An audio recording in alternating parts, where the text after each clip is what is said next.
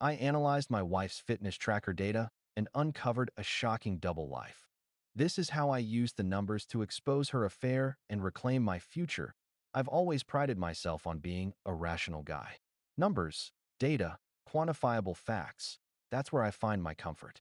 Emotions, intuition, gut feelings? Those are messy, unreliable variables.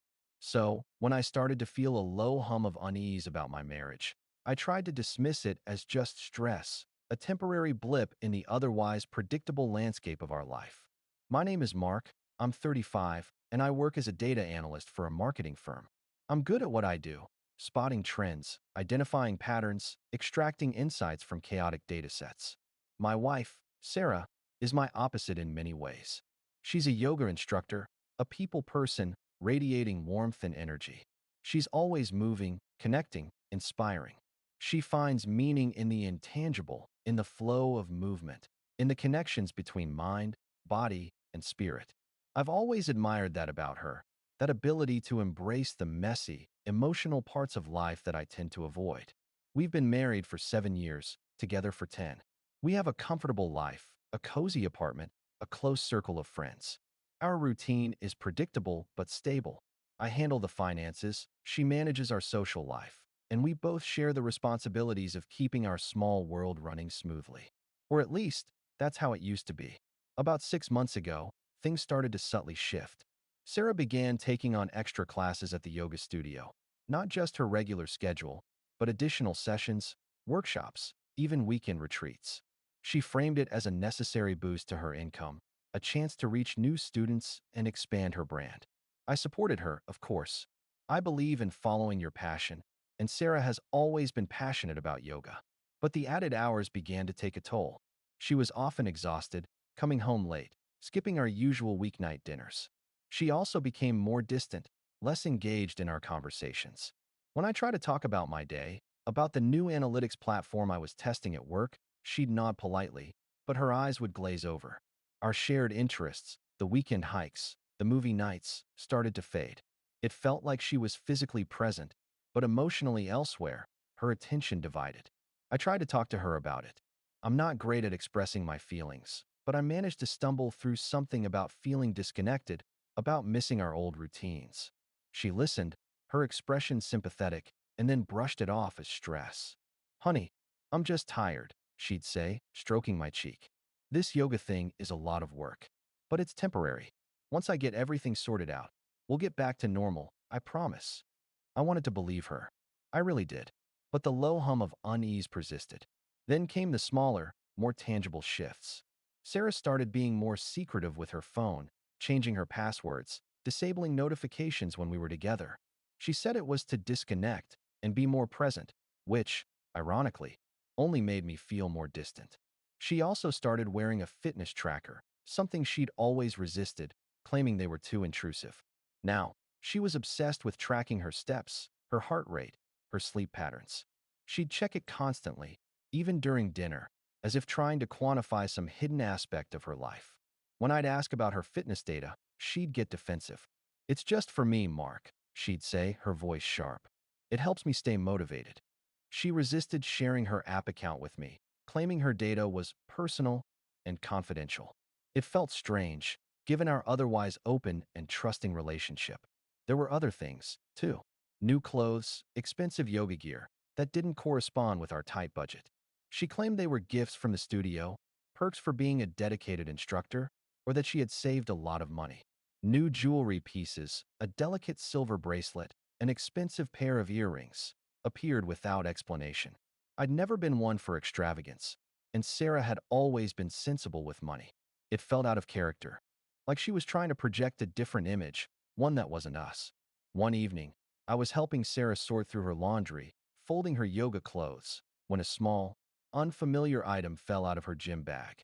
It was a business card from a local luxury spa, offering personalized wellness retreats and exclusive membership options. The card had a handwritten note on the back. Sarah, you were amazing today. Let's talk soon. Alex. I stared at the card, the name Alex echoing in my mind. I didn't recognize it. I didn't know anyone in her circle named Alex. I tried to play it cool, handing her the card with a casual, "What's this?" She stiffened, her face flushing. "Oh, it's nothing," she stammered, snatching the card from my hand. "Just some promotion from the studio. They're partnering with a new spa. I must have picked it up at the front desk." Her explanation sounded rehearsed, unconvincing. That night, as she slept beside me, I couldn't shake the feeling that something beneath the surface had shifted. The woman beside me, the woman I'd shared my life with for a decade, felt distant, almost like a stranger. The logical part of my brain, the part that thrives on data and quantifiable facts, wanted to dismiss my concerns as just stress or overthinking. But the growing pile of inconsistencies, the late nights, the secret phone, the new clothes, the mysterious card, formed a pattern that I could no longer ignore. Something was happening, and I had no idea what it was. All I knew was, the woman I thought I knew was slowly disappearing, replaced by someone I barely recognized. And I was determined to find out why. That spa card, with its unfamiliar name and hurried message, became a permanent fixture in my mental landscape. It was a physical representation of the growing distance between Sarah and me, a tangible symbol of the secrets I suspected she was keeping. I found myself scrutinizing every detail of her behavior, searching for clues, trying to piece together a narrative that made sense of the growing unease. The fitness tracker became a focal point. Sarah wore it constantly, even while sleeping, and was meticulous about charging it every night. I'd casually ask about her step count or her sleep quality, but she'd offer vague answers, quickly changing the subject. The tracker, once a tool for her personal fitness journey, now felt like a carefully guarded gatekeeper to a hidden world. I started spending my evenings after Sarah went to bed researching fitness trackers, poring over technical specs, user manuals, and online forums. I learned about data synchronization, API access, and third-party apps that could potentially extract information from the device. My analytical mind, honed by years of dissecting complex datasets, found a new, unsettling application, spying on my own wife. The ethical implications made me queasy. I'd always valued trust and honesty in my relationship, and the thought of invading Sarah's privacy felt deeply wrong. But the growing sense of betrayal, the feeling that I was being deliberately shut out of her life, outweighed my moral reservations. I told myself I wasn't trying to control her. I was just trying to understand, to protect myself, and potentially, to protect her. Using some of the techniques I found online, I managed to access Sarah's fitness tracker data through a loophole in a third-party app. The app was designed to visualize workout data, but it also allowed users to export raw activity logs. I downloaded the data to my computer, feeling a mix of guilt and adrenaline as I cracked open the file. It was a mess of timestamps, heart rate readings, GPS coordinates, and activity types, all neatly organized in a spreadsheet. My analytical instincts took over. I spent hours cleaning the data, filtering out the noise, and creating visualizations that mapped Sarah's movements and heart rate fluctuations over the past few months. The patterns that emerged were unsettling. On certain days, Sarah's activity logs showed extended periods of elevated heart rate and physical activity, but the GPS coordinates didn't match the location of her yoga studio. Instead, they pointed to a cluster of motels on the outskirts of the city, cheap, anonymous places that offered hourly rates. The dates and times coincided with days when Sarah had told me she was teaching extra classes or attending weekend retreats. I zoomed in on specific dates, analyzing the heart rate variability data during those suspicious periods. The graphs showed a pattern of intense, sustained activity, followed by periods of relative calm, and then a final burst of activity before returning home. The logical explanation was obvious, and it made my stomach churn. But there was something else that didn't add up.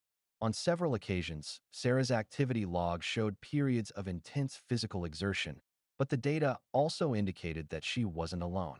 There were simultaneous spikes in heart rate and movement, almost mirroring her own, suggesting that she was engaged in activity with another person. These data points were clustered around specific locations, not just motels, but parks, hiking trails, and even our own apartment when I was supposedly at work. It made no sense. Was she seeing multiple people?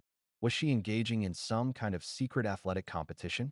The fitness tracker data, while providing undeniable evidence of infidelity, also hinted at a more complex, multi-layered deception. I needed more information. I couldn't confront Sarah without understanding the full picture. I confided in my friend, Dave, who's always been the pragmatic one. I showed him the data, explained my suspicions, and asked for his advice. Dave listened quietly, then offered a blunt assessment. Dude, she's cheating on you. The data is pretty clear, but there's something else going on too. It's not just about sex, it's about a pattern, a habit. This isn't a one-time thing. This is a lifestyle. He suggested I hire a private investigator. Look, you're a data guy, Mark. You're good at finding patterns, but you're not a spy. You need someone who can get you the real story, someone who can follow her, get photos, and give you the evidence you need to make an informed decision. The thought of hiring a private investigator felt like a step too far, a crossing of a line I wasn't sure I was ready to cross. But I knew Dave was right. I was out of my depth. I needed professional help to uncover the truth, however painful it might be. I spent the next few days researching private investigators, reading reviews, comparing rates, and trying to find someone I could trust with something so intensely personal. The idea of entrusting my marriage to a stranger felt surreal, but I knew I couldn't keep living in this state of uncertainty, haunted by data points and secret suspicions. I made the call. The investigator, a woman named Ms. Johnson, had a calm, reassuring voice. Mr. Thompson, I understand this is a difficult situation. My job is to find the truth, whatever it may be. I assure you, I'll be discreet, professional, and provide you with the evidence you need to make informed decisions. We will uncover all the details, so you will know what steps to take with the truth. As I hung up the phone, I felt a mix of dread and a strange sense of release. I had set a plan in motion, handed over control to a professional. The data had led me to the door, and now I was about to step through it, into a world of hidden lives and complicated truths. Update 1. The days that followed felt like an eternity. I tried to maintain a facade of normalcy, going to work, paying bills, making small talk with Sarah, all while secretly waiting for the private investigator to call. The suspense was almost unbearable, the weight of the unknown pressing down on me. The house felt filled with unspoken accusations. I found myself obsessively checking my phone, jumping at every notification, my imagination conjuring up worst-case scenarios. Sleep became a battle against intrusive thoughts. Sarah's laughter, the gym bag with the spa card, the ambiguous coordinates on the fitness tracker, the faces of all the people I trusted and admired. I would try to shake off the disturbing images by replaying every moment of our marriage, searching for signs of what had led us to this moment of despair. Finally, Miss Johnson called. Her tone was measured, professional. Mr. Thompson, I have some information regarding your wife, Sarah. Are you in a place where you can speak freely? I excused myself from a work meeting, ducked into an empty office, and took a deep breath. Yes, I'm ready. What did you find? Her voice was calm, devoid of judgment. Your suspicions were accurate. Sarah is, in fact, having an affair. The subject is a man named Alex Reynolds, a client at the yoga studio where she teaches. He's a wealthy investor, single, and considerably younger than your wife. The words hit me like a physical blow. It was one thing to suspect, to analyze data, to piece together a logical narrative. It was another thing entirely to hear it confirmed by a professional, to have the details of my wife's betrayal laid out in cold, clinical terms. Ms. Johnson continued, her voice steady, and started to paint the picture of Sarah's double life. The yoga retreats, the extra classes, the late nights. They were all carefully constructed alibis for her rendezvous with Alex. Ms. Johnson had collected photographs, documented their meetings, and even obtained credit card statements showing shared expenses at restaurants, hotels, and a jewelry store. She also revealed something more disturbing.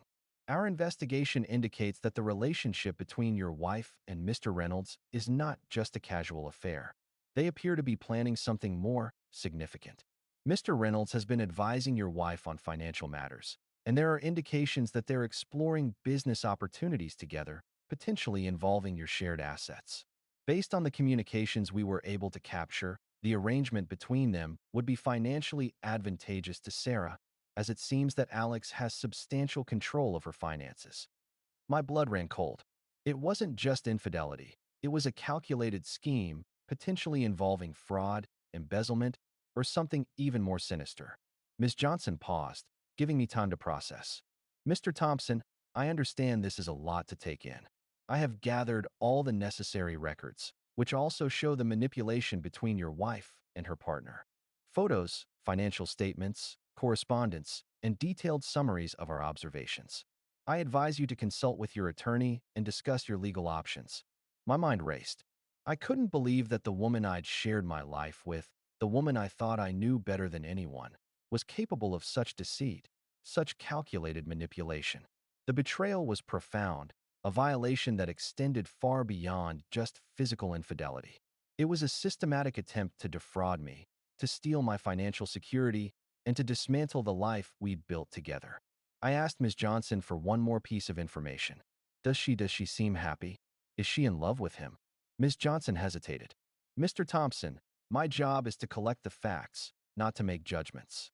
However, based on my observations, their relationship is intense. There is a significant emotional component, but also a clear power dynamic. Mr. Reynolds seems to be controlling. The word controlling resonated with a chilling force. It explains so much of Sarah's recent behavior, her secrecy, her defensiveness, her sudden interest in financial matters. She wasn't just having an affair. She was being manipulated, drawn into a web of deception that threatened to consume us both. I thanked Ms. Johnson, promising to review the evidence and contact her with further instructions.